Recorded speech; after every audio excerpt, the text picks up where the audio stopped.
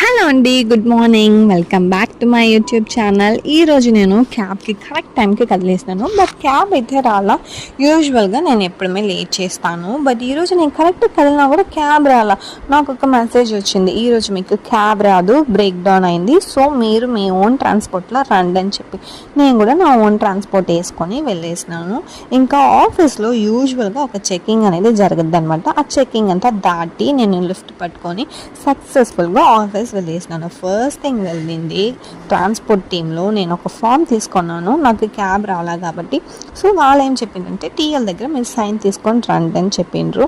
ఇదంతా ఒక గ్యాప్లో నేను ఒక టీ వేసుకొని వచ్చేసినాను అనమాట. ఇంకా ఆ ఫామ్ ఎత్తుకొని మా టీఎల్ దగ్గర వేయాల.